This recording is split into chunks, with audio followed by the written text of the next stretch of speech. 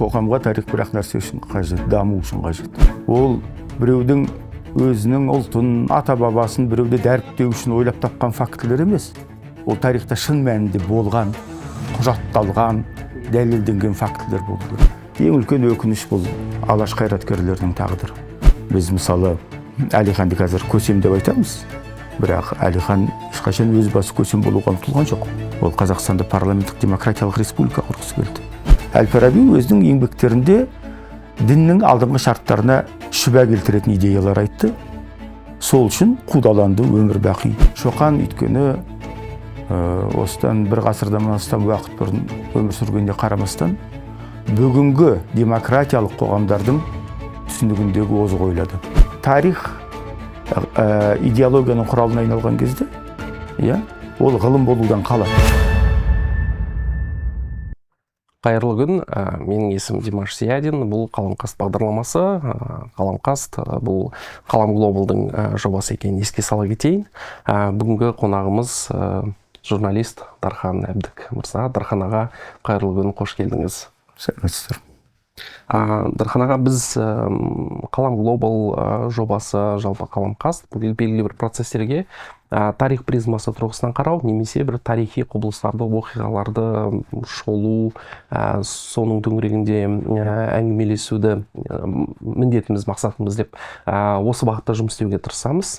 Сізге журналист ретінде және журналист болғанда да Ақан Жұлдыз, болмаса Ұстаз секілді фильмдерді түсірген адам ретінде мынадай пікіріңізді білгім келіп отыр. Бұл жалпы тарихи дүниелерді, тарихи құбылыстарды, оқиғаларды бізге зерттеу, оны бір детальды түрде меңгеру, игеру жалпы қоғамға не үшін қажет? Осы туралы пікіріңізді білсем бола ма? Қоғамға тарих бірақ нәрсе үшін қажет, даму үшін қажет. Демек, тарихты идеология құралына айналдырса, ата бабаңды мақтау, дәріптеу деген, демек, сен дұрыс жолмен дами алмайсың деген сөз. Ол жалған ақпарат өйткені. Тарихты зерттеу не үшін қажет? Ол өзіңнің өміріңді түзеу үшін. Бұрын болған қателіктерді болашақта қайталамау үшін. Өйткені себеп пен салдар деген нәрсе бар ғой. Мынау наным, сенім деген ұғым бар. Тағдыр пешенеңе жазды, немесе тағы да бір жаңағы Құдай жарылқайды деген секілді. Сосын экзистенциалды сана бар. Бұл өзіңнің ертеңгі күнің бүгінгі ишараң мен шешіміңе қабылдаған тікелей байланысты екенін түсіну. Өз тағдырыңды өз қолыңа алу. Бұл жеке адамға ғана емес, қандай да бір қоғамға да тікелей қатысты нәрсе. Қоғам өз тағдырын өз қолына алу керек, шешім қабылдау керек, және шешімді объективті фактілерге сүйеніп отырып қабылдау керек. Аристотель тұжырымдап кеткен ғылыми ойлау жүйесі деген нәрсе бар ғой. Ғылыми ойлау жүйесінің мысалы кез келген бір наным сенімнен айырмашылығы не? Мысалы дін, кез келген дін сіздерге айтады, сену маңызды дейді. Адам сену керек дейді. Соның көптеген дәлелдерін келтіреді. Факті болмаса да жақсылыққа сену керек дейді. Құдайдың бар екеніне сену керек дейді. Ал ғылыми ойлау жүйесі шешімді тек қана қолда бар фактілерге сүйене отырып қабылдау керек дейді. Ал ол үшін ол фактілер дәйекті болу керек. Ол біреудің өзінің ұлтын, ата бабасын біреуді дәріптеу үшін ойлап тапқан фактілер емес. Ол тарихта шын мәнінде болған, құжатталған, дәлелденген фактілер болу керек. Мінекей соларға қарап шешім қабылдау керек та, соларды қоғам пайымдау керек та, ой елегінен өткізу керек та, парасат майданына салып соларды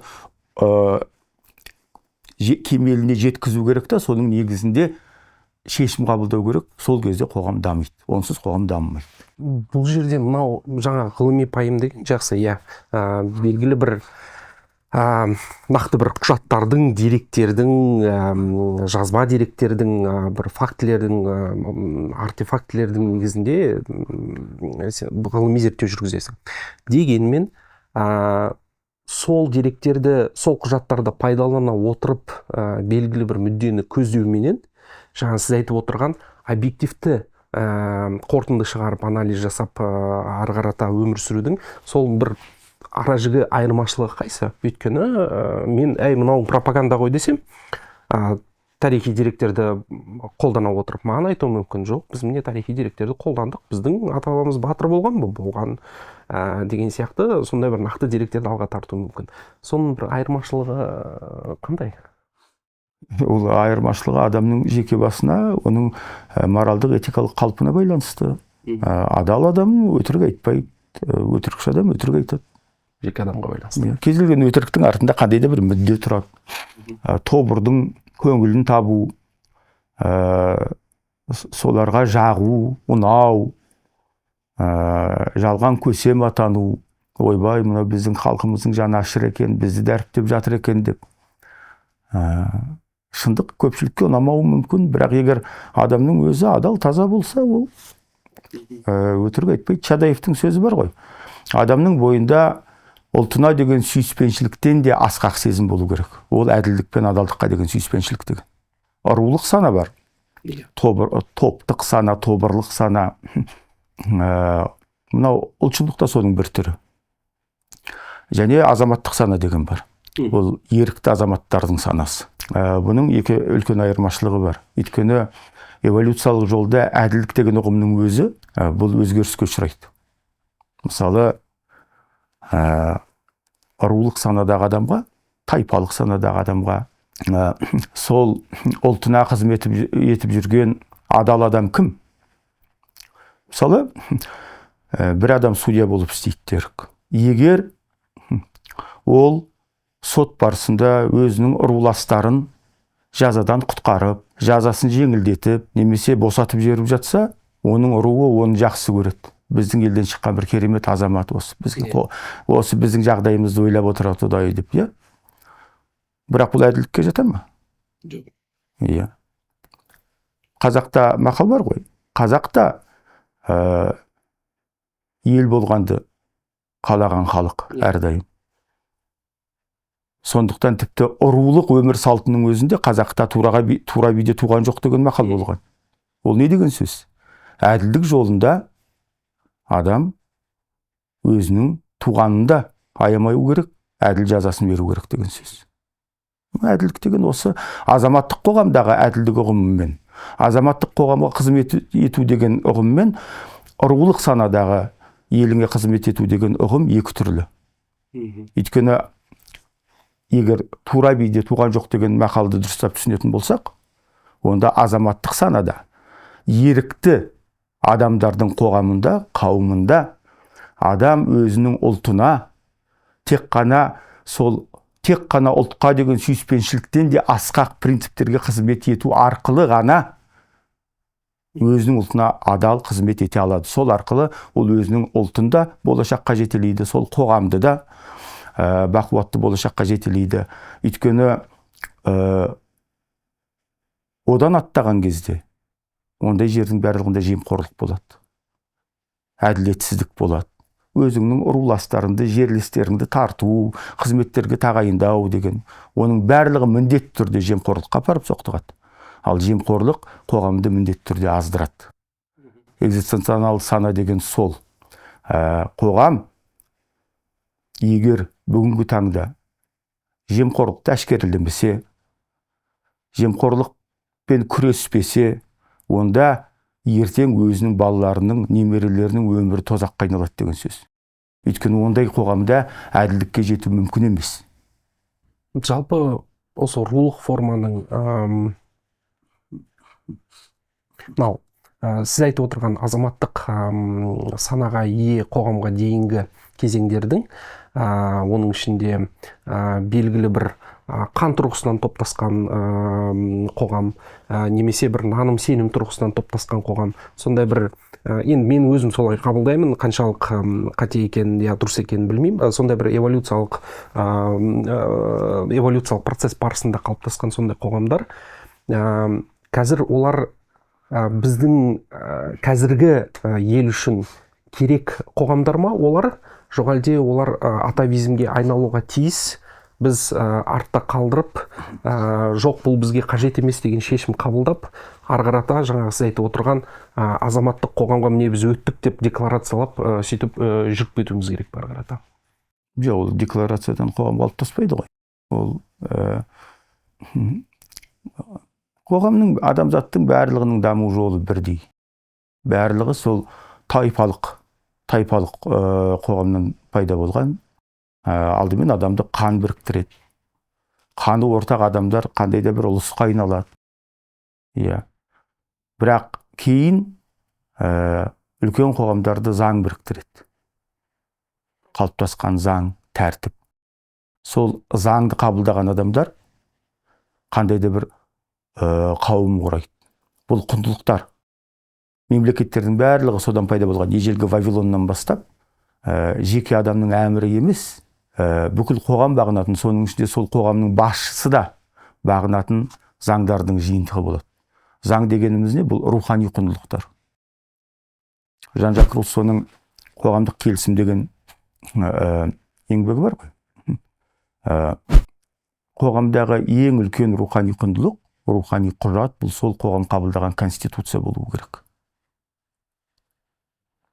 Өйткені сол конституцияда, сол қоғам, біз өмір сүріп жатқан қауымда қандай нәрсе зұлымдық болып есептеледі, қандай әрекетке қандай жаза қолдану керек деген нәрселердің бәрі қабылданады. Пісіп жетіледі. Әр қоғамда ол әртүрлі, ол жаңа қоғамның эволюциялық деңгейіне байланысты.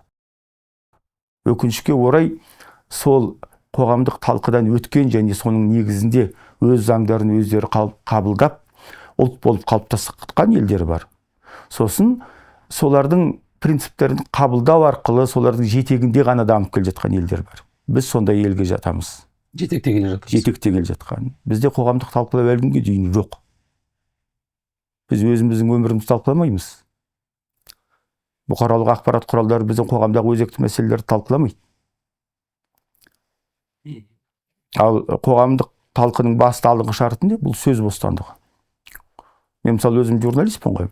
Журналистиканың мен өзім теориясын білмеймін, журфакт оқыған жоқпын. Бірақ өзімнің өмірлік кәсіби тәжірибемнен өзім үшін тұжырымдаған кез келген бұқаралық ақпарат құралының басты 3 міндеті бар деп есептеймін.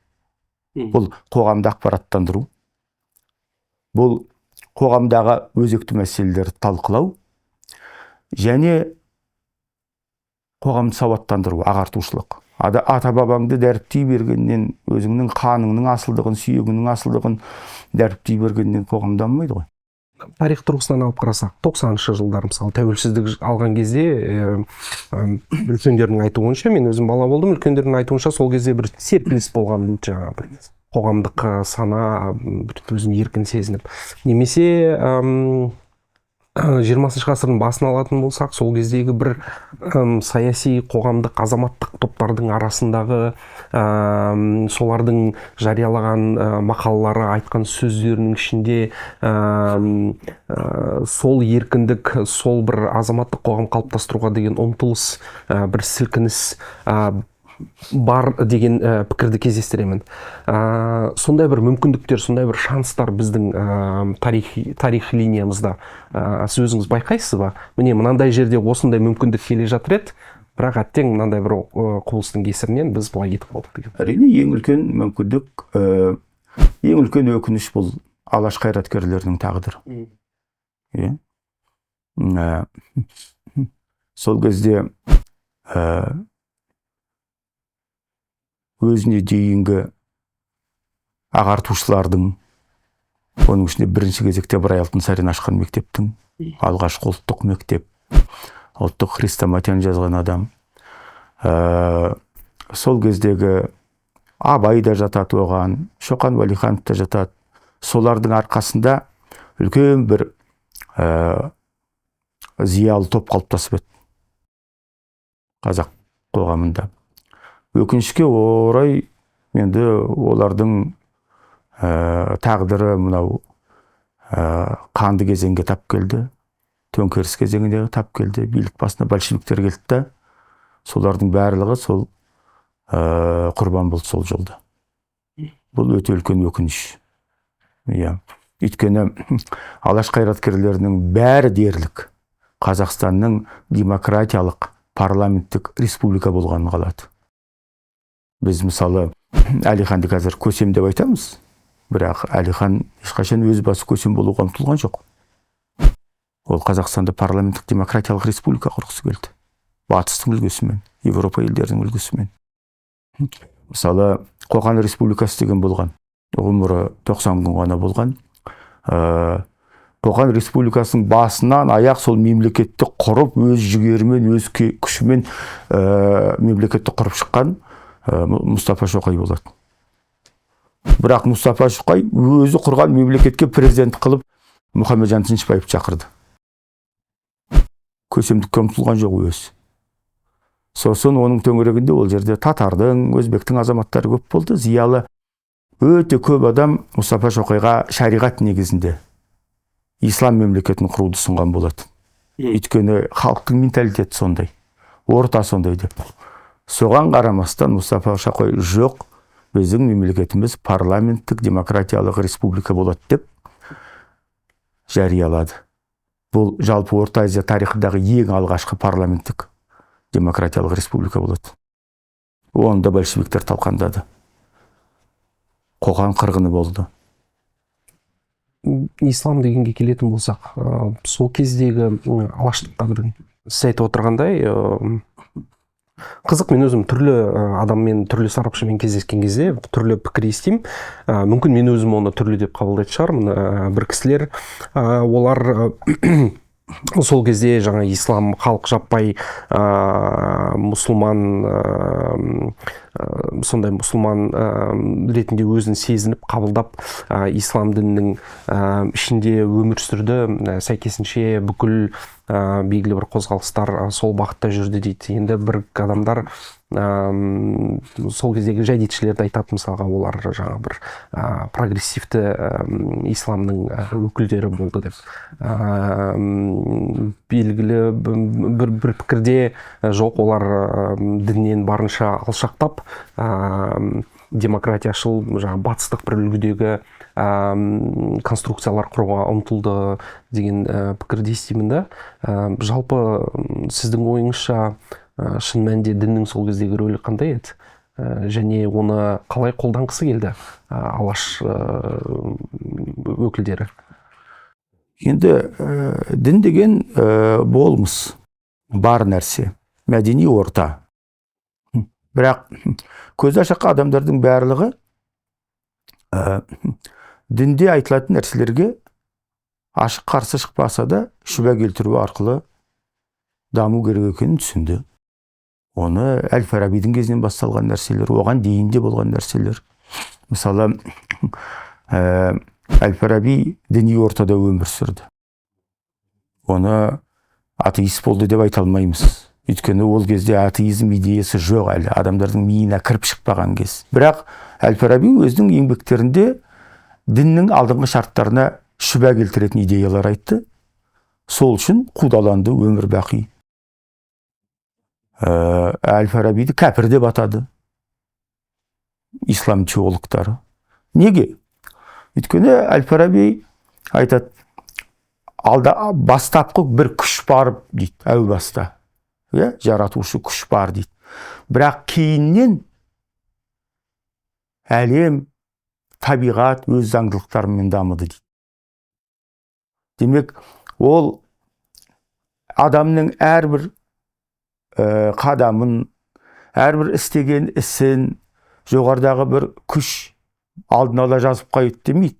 Адамдар әлеуметтік заңдылықтармен, табиғи заңдылықтармен, физикалық, химиялық заңдылықтармен жетіледі дейді. Бұл ол үшін кез үшін өте үлкен күнә болды. Сондықтан есімде жоқ, жаңағы Әл-Фараби мен Авиценнаны сынаған бір теологтардың бірі бар.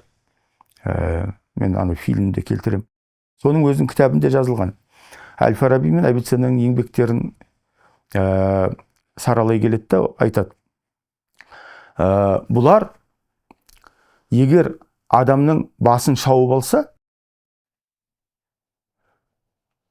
және егер Құдай қалап оны ары қарай өмір сүргізе берем десе, ол нәрсе табиғатта жүзеге аспайды дегенге, асады дегенге сенбейді, соған күмән келтіреді дейді. Демек, бұлар кәпір дейді. Құдайдың құдіреті шексіз екеніне сенбейді дейді. Сол үшін екеуін кәпір деп атайды. Оны айтып отқан мен емес. Одан кейін ғылым даму арқылы атеизм идеясы қай елдерде дамыды? Ғылым дамыған елдерде. Олардың бәрі діндар болған, бүкіл әлем діндар болған. Бірақ ғылым даму арқылы қоғам соқыр наным сенімге шүбә келтіре бастайды. Атеизм деген бұл біреуді даттау, жамандау, жаңағы біреумен күресу емес. Бұл не бәрі өзіңді қоршаған әлемде логикалық тұрғыдан ұғынуға талпыныс болды. Жаңа сіз алаштықтарға келген кезде сол қатарда Шоқанды атадыңыз. Жалпы мен енді қазіргі бір ақпараттық алаңның беретін дүниесімен, мәліметімен шектелген, асып кетсе мемлекет тарататын бір ақпаратпенен, мектеп бағдарламасыменен, немесе Сапарғали Бегалиннің кітабымен шектелген адам ретінде менде бір Шоқанның бейнесі бар қалыптасқан. Осылай ол Ресей империясына қызмет етті, кейін ауырып келіп қайтыс болды. Міне осындай бір қысқа ғана бір саятын, сондай бір жарқ етіп өткен бір ғұмыр деп қабылданады Шоқанның бейнесі. Бірақ аққан жұлдызды қарап отырып, шын мәнінде оның ішінде бір шиеленіс көп екенін, бір айтылмаған, біз білмейтін сол кезде жүрген бір процестердің, Шоқанның бір енді құпия деп қаншалық айтуға болатынын білмеймін, бірақ сондай бір тыңшылық дейін баратын сондай бір нарративтегі дүниелерді өзім байқадым да, сондай әсерлі сезімде қалдым. Жалпы Шоқан қаншалық бағаланып, я болмаса бағаланбай жүрген тұлға біздің қазіргі қоғамда, қазіргі заманда. Оның біз зерттеуге тиіс, шоқантанушылар арғарата зерттеп, немесе зерттеген болса, бізге шығарып, міне мынаны қараңдар деп жиірек дәріптейтін қандай қыры, қандай жақтары бар? Шоқанның қыры көп қой. Шоқан 27 жасында әлемді мойындатқан адам. Мәселе бұнда басқада. Тарихи құбылыстың логикасын түсінуге тырысу керек ғой. Айтып отырмын ғой, логика деген нәрсе, себеп пен салдар деген нәрсе. Кез келген тарихи әрекеттің қандай да бір себебі болады. Шоқан Петербургқа барып сыртқы істер министрінде жұмыс істеп жүрген адам. Әлемдік деңгейдегі жұлдыз, колониалды администрация үшін, әкімшілік үшін таптырмайтын тұлға. Орта Азияны жақсы білетін, бәленбай тіл білетін. Бір сәтте алады да Қазақстанға қайтып келіп Аға Сұлтан сайлауына түседі. Сіз мысалы қазір Петербургта сыртқы істер министрінде жұмыс істеп жатсаңыз, тіпті Астанаға емес, өзіңіздің бір Атбасардағы, басқа жердегі ауылыңызға қайтып барасыз ба? Сол жерде әкім болу үшін. Бармайсыз, дұрыс па? Демек, неліктен барды? Біз соны түсінуге тырысуымыз керек. Бұл бірінші сұрақ. Екінші сұрақ, егер Шоқан Ресей үкіметінің тыңшысы болса, Ресей үкіметі оны қолдап тұрса, Шоқан сайлаудан жеңеді, бірақ жеңгеніне қарамастан оны Аға Сұлтандыққа тағайындамайды. Неге? Бұл сұраққа жауап беруіміз керек, дұрыс па? Үшіншіден, егер Шоқан ауырып өлсе, бәлкім шын мәнінде ауырып өлген шығар, мен білмеймін, бірақ мен тарихи логика тұрғысынан айтамын. Шоқан Черняевтің әскерімен Әулиеатаны алған кезде бірге болады да, сосын Әулиеатаны алғаннан кейін сол жердегі қырғын кезінде бұл тарихи факт. Ядринцевтің де естелігінде де бар, Потаниннің де естелігінде бар. Черняевпен араздасады. Кикілжінге келеді. Сөйтіп барады да Тезек төренің ауылына кетіп қалады. Сіз соғыстан қайтсаңыз, сіз әке шешеңіздің үйіне бармайсыз ба? Иә. Бұл әке шешесінің үйіне бармайды. Тезек төренің ауылына кетеді. Бұны әскери трибуналға тартпайды. Енді әскердің өзінің заңы бар ғой. Әскерден кеткен адамды трибуналға тарту керек. Бұны трибуналға тартпайды. Шақасаларын тастап кетіп қалды. Иә. Содан кейін бұл баратта жаңағы Тезек төренің ауылында барып үйленеді. Тойына не әкесі, не шешесі келмейді. Бұл әйелін апарып, барып әкесі мен шешесіне келіндерін таныстырмайды, бетін ашып. Сондай той бола ма? Сол жерде жатып Колпаковскийға хат жазады. Өлеріне бір 4-5 күн қалған кезде маған бір жәшік сигара салып беріңізші деп. Туберкулезбен ауырып жатқан адам бір жәшік сигара сұрай ма? Міне логикалық тұрғыдан мен фильмде осы сұрақтарға жауап беруге тырыстым. Болды, ал сырттан менің алып қосқан ештеңем жоқ. Шоқанды қазір сіз білетін, сіз фильмде айтқан деректердің негізінде жақсы. Шоқанды біздің қазіргі қоғам қалай қабылдап, оған қандай бір сипаттама беру керек? Сондай, егер солай айтуға келсе. Шоқанды бағалау үшін алдымен адам өркениетті адам болу керек. Білімді адам болу керек, сауатты адам болу керек. Шоқан өйткені осыдан бір ғасырдан астам уақыт бұрын өмір сүргеніне қарамастан, бүгінгі демократиялық қоғамдардың түсінігіндегі озық ойлады. 21 ғасырдағы. Оны Шоқанның ортасынан білуге болады. Ол кезде енді Ресейге де либералдық, демократиялық идеялардың келе бастаған кез ғой. Иә. Наполеонмен соғысқанына қарамастан, мысалы, көптеген Ресей зиялылары, аристократтарының өзі Наполеонның идеяларын қабылдады. Бұл азаматтық қоғам идеясы. Сословиялық қоғамды, таптық қоғамды жою керек деген нәрсе. Франциядан басталды ғой, француз революциясында. Бұрын 3 сословие болатын: ақсүйектер, сосын мынау дін өкілдері, сосын қара халық деген. Мінеки осы ұғымды жойды. Ақсүйек деген ұғымды жойды.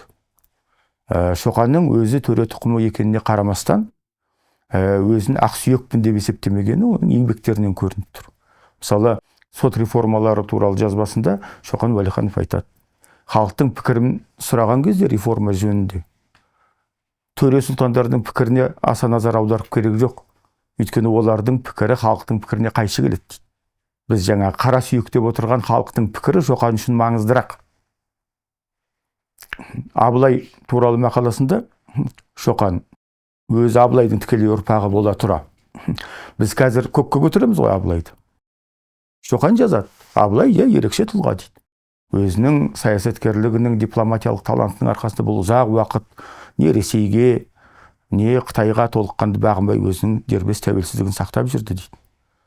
Бірақ бір қызық нәрсе бар дейді, ол Абылайдың ұрпағына қалдырған ауызша өсиеті дейді. Қазақ руларының арасындағы дүрдараздықты ешқашан түбегейлі шешпеңдер. Өйткені қазақ руларының дүрдараздығы төре билігінің негізгі тұғыры дейді. Шоқан осыны жазады. Демек, Шоқан азаматтық санадағы адам. Оны ортасынан да білуге болады. Достары кім? Ядринцев, Потанин. Бұлардың барлығы монархияға қарсы күрескен, республикалық мемлекет болу керек деген идеяны айтқан адамдар. Ресей ақш-тың үлгісінде федерация болу керек. Кіші ұлттар өзінің тәуелсіздігін алып, ерікті түрде Ресейдің төңірегіне бірлесуі керек, тең хақлы болу керек деген идеяны айтқан адамдар. Шоқанның ортасы осы. Ал Шоқаннан бастап тікелей туындайтын нәрсе бұл алаштықтар. Олардың арасында тікелей байланыс болмағанымен, өмірде бір-бірін көрмегенімен. Бірақ бұлардың ортасындағы байланыстың қандай, рухани байланыстың қандай болғанын бірақ нәрседен білуге болады. Алаш үкіметі Потаниннің 70 жылдығын тойлаған.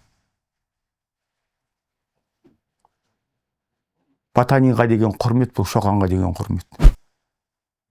Сол жаңа демократияшыл, республикашыл, либерал бағыттағы сол леп, сол қозғалыс келе жатқан. Соның қазақ даласына, орталық Азияға трансляция жасаған, соны әкеліп сіңіруге тырысқан тағы басқа қандай тұлғаларды атай аламыз алашқа дейінгі? Салық Бабажанов, бүкіл алаш азаматтары, сол кездегі алаш азаматтары қайраткерлерінің барлығы бүгінгі европалық негіздегі демократиялық парламенттік республика құруды аңсаған. Керісінше Әлиханның өзінің жауапкершілігін түсінгенін, қаншалықты түсінгенін өзінің айтқан сөзінен білуге болады. Қазақ халқының хан тұқымында хақы бар еді дейді. Хақы бар екендігі сөз, ол жаңағы хан тұқымының біріншіден қазақ халқының алдында айыбы да бар, борышы да бар деген сөз. Соны түсінгеннен кейін Әлихан Бөкенханов айтады, тірі болсам қазаққа еңбек етпей қоймаймын дейді. Мінекей. Әл-Фарабиді бағанағы ақпараттық алаңдағы нарративтерде ол ислам әлемінің ғалымы, сондай бір бейнесі бар. Ол қаншалық шындыққа сай? Ахмет Байтұрсынов кезінде коммунистік партияға өту жөнінде ұсыныс жазған. Неге? Өзіңіз қалай ойлайсыз? Белгілі бір ойын жүзеге асырып, бір шешімдерге қол жеткізу үшін қажет болған шығар? Өйткені альтернатива болған жоқ. Дұрыс па? Әл-Фараби өмір сүрген ортада да альтернатива болған жоқ. Мысалы, Мұхтар Әуезов бір сөйлеген сөзінде бар өзінің. Мен осы өзім өмірде жаңағы коммунистік партияға ризашылығымды білдіремін, мен осындай дәрежеге жеткізген үшін дейді. Біз жас кезінде Мұхтар Әуезов алаштың мүшесі болғанын білеміз. Соны жаңағы енді коммунистік партияға ризашылығы Мұхтар Әуезов шын көңілден айтты деп ойлаймыз ба? Әлде мәжбүрліктен айтты деп ойлаймыз ба? Егер шын көңілден айтса, демек ол алаштың қайраткерлерін сатып кетті деген сөз. Сондықтан мен ойлаймын, ол мәжбүрліктен айтты деп. Өйткені альтернатива жоқ онда, таңдау жоқ. Сондықтан альтернативасы жоқ қоғамдағы адамдарды қалай айтсаңыз да болады. Бірақ жазған еңбектеріне қарап отырып, мен айтып отырмын ғой, сол кездегі мұсылман теологтарының өзі Әл-Фарабиді кәпір деп жариялаған. Енді болды, содан ақ көрінеді.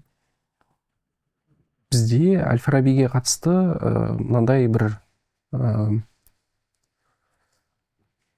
оны таласқа салып жатады ғой, оны жөнет айтпай қояқ, ұлты ондай болған, мұндай болған деп, ол кездегі ұлт деген түсініктің ол кезде қандай ұлттың болғанын, қандай ұлттың болмағаны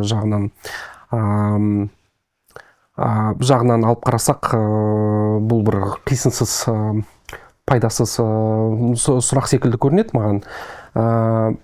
Бірақ осы Әл-Фарабиді ғалым ретінде, бір адамзат өркениетінің ғылымының өкілі ретінде алып қарасақ, бұл шын мәнінде қандай деңгейдегі тұлға? Ол не берді адамзат өркениетіне?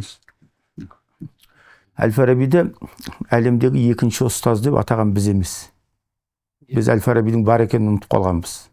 Хорезм қирағаннан кейін, Хорезм өркениеті қирағаннан кейін, Моңғол шапқыншылығынан кейін біздің елде, мен біздің ел деген кезде Орта Азияны айтып отырмын. Қазақ болған емес. Әл-Фарабидің аты өшкен. Әл-Фарабидің еңбектерін біз үшін сақтап қалған Европа. Қай кезден бастап? Бұл қайта өрлеу дәуірі кезінен бастап. Өйткені қайта өрлеу дәуірінде, неге қайта өрлеу деп аталады? Ол енді қазақша айтқанда қайта өрлеу, орысша айтқанда возрождение, бұл қайта жаратылу дегенге келеді көбірек, иә? Қайта ояну деген кезеңі десе болады. Өйткені бүгінгі адамзат өркениетінің құндылықтарын қалыптастырған бұл элладалық мәдениет, ежелгі грек мәдениеті. Грек мәдениеті, грек идеялары, элладаның идеялары, бұлар христиан діні күшейгеннен кейін қудалана бастады, жойыла бастады еңбектері. Сол кезде азғантай озық ойлы адамдар, ғалымдар сол еңбектерді сақтап қалу керек екенін түсінгеннен кейін Аристотельдің, Платондар Платондың еңбектерін көшіріп, аударып, соларды сақтап қалуға тырысты. Солардың бірі Әл-Фараби. Және Әл-Фараби Платонның идеялары мен Аристотельдің идеяларын көпшілікке түсіндіру үшін өзінің жаңағы түсініктемелерін жазды. Және сол идеяларды кейін Европада қайтадан ежелгі Элладаның идеялары ояна бастаған кезде, Аристотель мен Платондардың еңбектері жойылып, өртелген кезде Европа ғалымдарына жеткізді, сақтап қалып. Сол себепті Европа өркениеті оны Аристотельден кейінгі екінші ұстаз деп атады. Оның бағасын берген европалықтар. Авиценнаны олар бүкіл мынау шипагерліктің атасы, медицинаның атасы деп атады. Оның жаңағы еңбектерін пайдаланып, көшіріп, өзінің атын өшіріп, бұның бәрін біз ойлап таптық, біздің ата-бабамыз ойлап таптық деген жоқ. Мінеки, біздің Европадағы бүкіл медицинаның атасы Орта Азиядан шыққан деп, бізге атын қайтарды. Әл-Фарабидің атын қайтарды. Сондықтан біз қазір батыс өркениеті дегенде, Европа өркениеті деген кезде жұрт көбінесе ренжіп қалады. Сонда біздің ұлтымыз, біздің ата-бабамыз нашар ма, немене барлығы сол жақтан шықты ма деп. Бұл батыс өркениеті, Европалық өркениет деген ол бір қандай да бір этникалық ұғым емес. Ол жаңағы олардың жаңағы ата-бабаларының дәстүрінен қалыптасқан нәрсе емес. Бұл жалпы адамзаттың озық ойы. Озық ой еркіндігі ұдайы қудаланып келді адамзат тарихында. Бірақ азғантай көзі ашық, көкірегі ояу адамдар осы идеяларды сақтап қалуға тырысты. Ол ежелгі Шумерден басталды. Шумерден кейін барып жаңағы Египет арқылы жаңағы Грецияға келді. Кейін Грецияның өзінде қудаланған кезде барып бізге Орта Азияға келді. Орта Азияда кезінде ғажап өркениет болды. Хорезм деген. Кейін Хорезм қираған кезде моңғол шапқыншылығынан ол қайтадан жаңа орта ғасырларда Европаға барды.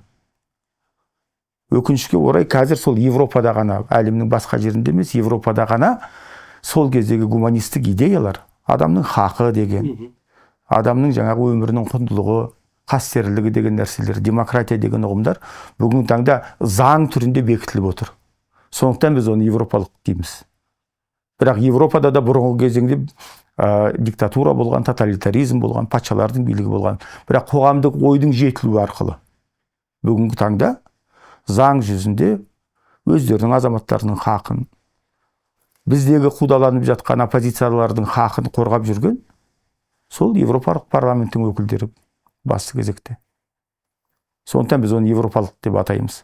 Ал жалпы ол жаңағы географиялық құндылықтар емес, ол адами құндылықтар.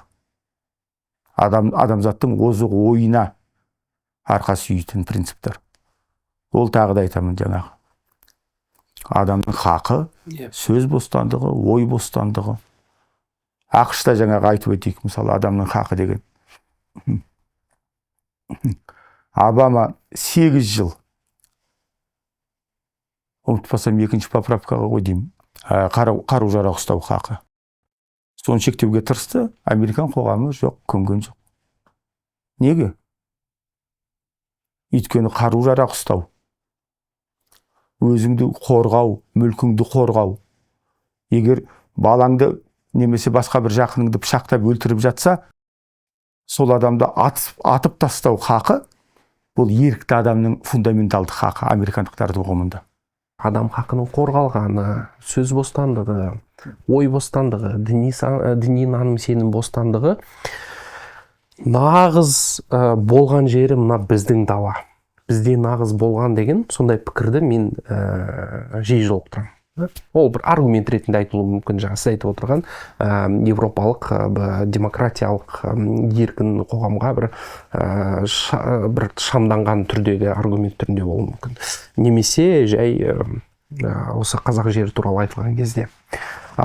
Сол сіздің ойыңызша рас па? Шыныменен біздегі біреу дала демократиясы дейді, біреу басқа дейді, жаңағыдай нағыз ой, сөз, наным, сенім бостандығы, адам хақы қорғалған аймақтардың бірі болған деген пікір туралы ойыңыз қандай? Элементтері болды. Айтып отырмын ғой, ұғым эволюциялық жолда түрленіп отыр. Иә. Бізде азаматтық қоғам ешқашан болған жоқ. Бірақ Шоқанның жаңа дала демократиясы деген сөзі ол басқаны меңзейді. Бұл рулардың еркіндігі болды. Өйткені рулық тайпалық қоғамда рулар бірлестігі болып саналатын мемлекеттер қалыптасады. Ол жердегі мемлекет басшысы Европадағы мемлекет басшысынан бөлек. Мысалы, қазақтың хандары. Отырықшы елде мемлекет басшысы жергілікті бюрократияға және билік вертикаліне арқа сүйейді. Ал рулар одағында ондай билік вертикалі жоқ. Хан сайланады және хан рулардың арасында жаңағы мәміле табуы, оларды ұжымдастыра, топтастыра білуі керек. Координатор. Иә. Сондықтан ондай вертикалды билік болмайды. Рулар мысалы бөлініп кетіп қалуы мүмкін, ұнамаса. Бізде көп рулар кезінде Ноғай хандығына кетіп қалып, одан кейін Ноғайдан Қазақ хандығына қайтып келіп тұрған. Сондықтан бұл жалпы билік институты бөлек. Бірақ біз қазіргіде айтып отырғандағыдай азаматтың хақы деген нәрсе болған жоқ. Өйткені азаматтық қоғам болған жоқ. Рулық, тайпалық, феодалдық қоғам болды. Заңдарымызшы жеті жарғыны айтады, басқадай бір заңдарды айтады. Жеті жарғы қоғамның бүкіл тыныс тіршілігін реттей ала ма? Өзіңіз қалай ойлайсыз? Жеткіліксіз ғой.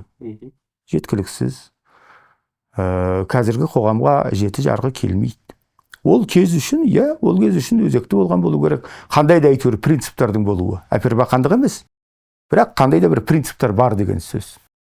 Бірақ ол кездегі мысалы бір ерекшелік билер институты болды. Мынау азаматтық қоғамдағы сот бұл бөлек нәрсе. Бұл жерде біз Ресей империясы болғандықтан тоталитарлық жүйедегі сотпен салыстырып көреміз. Авторитарлық жүйедегі. Авторитарлық жүйенің жаңағы себеппен салдар дедік қой. Авторитарлық биліктің тікелей салдары бұл жемқорлық. Биліктің бүкіл тармағындағы жемқорлық. Өйткені лауазым иелері сайланбайды және қоғамның алдында жауап бермейді.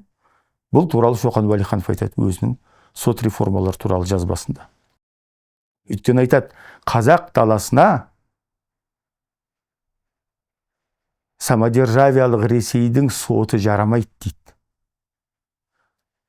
Өйткені билер институты бар және билер институты біздің қауымның қажеттілігін толық қанағаттандырып отыр бүгінгі таңда дейді. Тіпті Қазақстандағы орыс келімсектердің өзі, переселендердің өзі көп жағдайда билер сотына жүгінеді дейді. Ал орыс сотына жүгінетіндер бұлар тек қана жаңағы алаяқтар және билер сотынан кері шешім тауып, сол сот шешімін өзгерткісі келетіндер дейді. Өйткені орыс соты парақор дейді. Неге? Өйткені билер сайланады. Өйткені би болу үшін репутация маңызды. Репутация деген бұл азаматтық қоғам үшін ең басты құндылық. Өйткені кез келген бір саяси лауазымға сайланғың келсе, ел басқарғың келсе, сот болғың келсе, сен өзіңнің абыройыңды әубестен ойлауың керексің. Өйткені сені қоғам сайлаған кезде, ол сенің кім екеніңді, қайдан шыққаныңды, бұған дейін не істегеніңді бәрін тексереді, тіміскілейді. Дұрыс қой. Ал біздің қоғамда бүгінгі таңда репутация қажет пе? Көп рахмет сізге. Рахмет сізге. Көп рахмет уақыт бөліп келгеніңізге. Уақыт бөліп қарағаныңызға сізге де рахмет. Міндетті түрде ойыңызды жазып, осы видеоны бөлісемін десеңіз, мың алғыс айтамыз. Келесі бөлімдерде кездескенше.